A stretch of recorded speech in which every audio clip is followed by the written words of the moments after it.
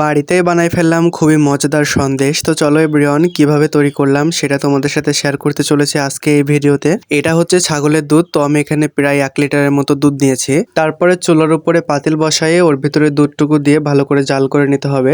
জানেন তো, গরুর দুধের থেকে না ছাগলের দুধে প্রচুর পরিমাণে ছানা হয়। অনেকে কিন্তু ছাগলের দুধটা কোনোভাবেই খাইতে পারে না ব্যাড স্মেলের জন্য। তো আজকে আমরা যেভাবে ছানাটা তৈরি করব এর ভিতরে কোনো ধরনের ব্যাড স্মেল থাকবে না। দুধটা কিন্তু আমরা একেবারে ফুটন্ত করে নিয়েছি, বলক চলে আসা পর্যন্ত আমরা ওয়েট করতে হবে। তারপরে নিয়ে নিব হচ্ছে ভিনেগার। ভিনেগার এখানে 2 চামচ মতো দিয়ে দিলে একেবারে সুন্দর মতো ছানা হয়ে যাবে এবং কোনো ব্যাড স্মেল থাকবে না।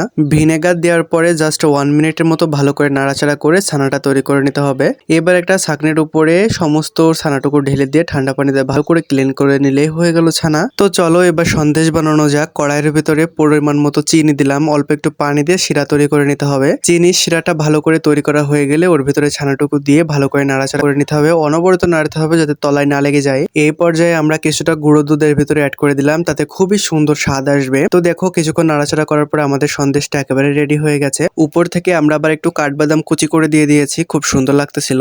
এই দেখো, অ্যানির হাতে কত সুন্দর সন্দেশ তৈরি করে ফেলেছি। এটা তৈরি করতে কিন্তু আমাদের খুব বেশি সময় লাগেনি, জাস্ট 10 মিনিটের মতন লেগেছে।